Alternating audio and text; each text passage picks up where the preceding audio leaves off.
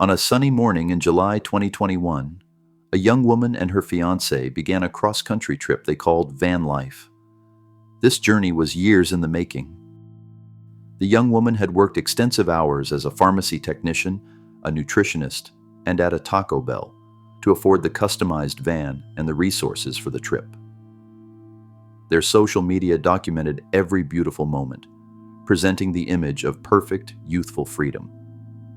But that meticulously curated facade concealed a private reality of intense conflict and control. Then, at the end of August, the constant cheerful posts abruptly stopped. On September 11th, 2021, the young woman, who had not been heard from in weeks, was officially reported missing. What followed was a massive national search, a real-life mystery unfolding on our screens. This tragic story would force law enforcement and the public to confront the disturbing difference between the life people choose to show the world and the silent, deadly reality hidden from view. The investigation launched by the FBI spanned multiple states and federal jurisdictions, ultimately confirming the truth thousands of miles from where the journey began. Welcome to the Smoking Sun. If you're into true crime and sometimes creepy stories that are stranger than fiction, make sure to hit that subscribe button because those are the types of stories I tell. Now, let's get into it. The young woman at the center of this case was Gabby Petito, a 22-year-old from Long Island, New York. She was engaged to Brian Laundrie, and the goal of their 4-month road trip across the American West was to establish themselves within the nomadic van life community. This digital documentation, which was meant to be their personal and professional success story, later provided investigators with a crucial digital roadmap, but also highlighted the emotional isolation created by the confined space of the Ford Transit van. The first concrete public evidence of the relationship's toxicity came on August 12, 2021, in the town of Moab, Utah. That afternoon, a witness called 911 to report a domestic dispute, explicitly telling the dispatcher that she saw a man hitting a woman near a white van. The caller was clear. The man was slapping the woman. Police quickly located the vehicle and initiated a traffic stop that was captured on officer body camera footage. The footage showed Gabby in a state of extreme distress, crying heavily, while Brian Laundrie appeared notably calm and composed. Gabby admitted to officers that things had gotten physical and that Brian had grabbed her face, leaving a visible mark on her cheek. Brian, in turn, told officers the argument began when he entered the van with dirty feet, claiming Gabby had struck him first. The Moab officers' response came under heavy criticism. In their official reports, they classified the incident not as a clear domestic assault, but as a mental, emotional health crisis.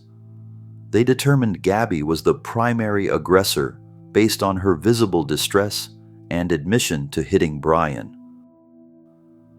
An independent investigation later determined the officers made multiple mistakes, including violating Utah state law, which required them to issue a citation or make an arrest in a domestic violence incident.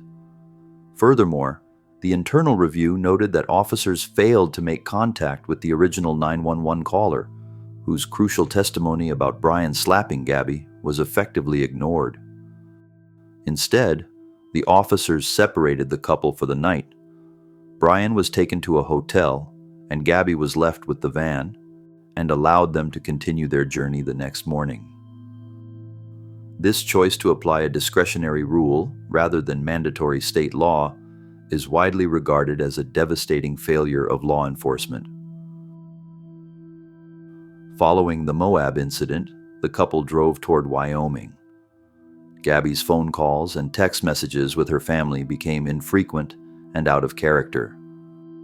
The last verified phone call Gabby Petito had with her mother, Nicole, occurred on August 25th.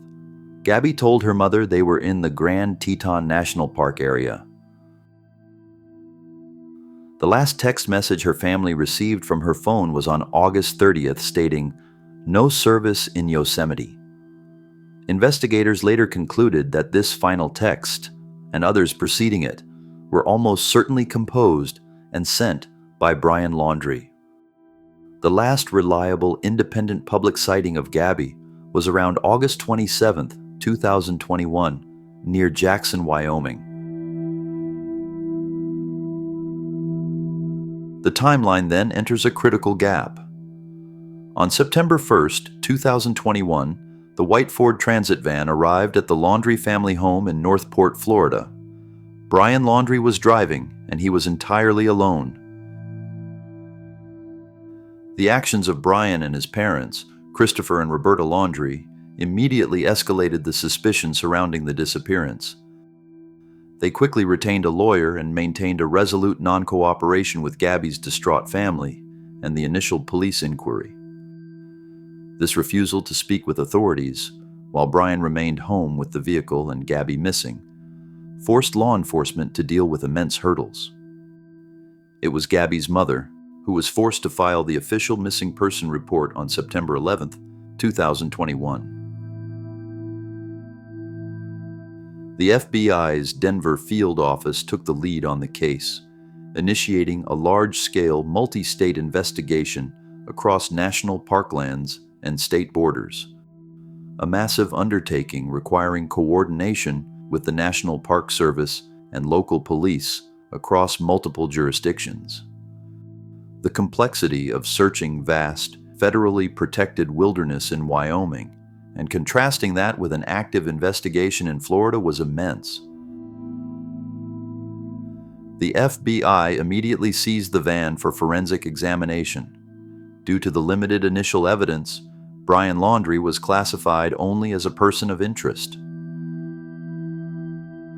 Then, on September 17th, Brian himself vanished. His parents, Christopher and Roberta, told authorities he had gone for a hike in the vast Myahachie Creek Environmental Park and had not returned. The sole individual with the answers had now become a fugitive. The description of the search in the Florida preserve was grim. A massive team of law enforcement officers combed through dense, snake-infested swampland and thick palmetto growth. The FBI also revealed that Brian had used Gabby's debit card without authorization, leading to a federal arrest warrant for fraud, which was the first concrete legal step taken against him. The search for Gabby focused on Wyoming, where the van was definitively last seen. The case became a social media phenomenon, with millions of viewers on TikTok and Instagram actively creating content around the hashtag #FindGabby. This public attention proved invaluable. A pair of travel vloggers reviewed their own footage and located a recording of the white van parked suspiciously near the Spread Creek dispersed camping area in the Bridger Teton National Forest around August 27th. This crucial information directed search teams to the exact coordinates. On September 19th, 2021, search teams discovered human remains in that remote, open-terrain area. 2 days later, the FBI confirmed the remains belonged to Gabby Petito. The investigation immediately shifted to a homicide case. The Teton County coroner, Dr. Brent Blue, performed a thorough autopsy. He announced the official cause of death on October 12, 2021. Gabby Petito died from a combination of manual strangulation and blunt force trauma to the head and neck. This finding established definitively that her death was a malicious act of violence, not an accident, as was later claimed.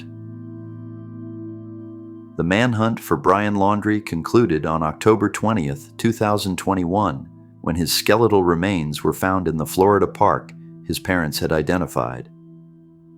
Forensic examination determined that Brian Laundrie took his own life due to a self-inflicted gunshot wound to the head. The area where he was found had been completely submerged underwater during the initial search efforts, explaining why he was not located sooner.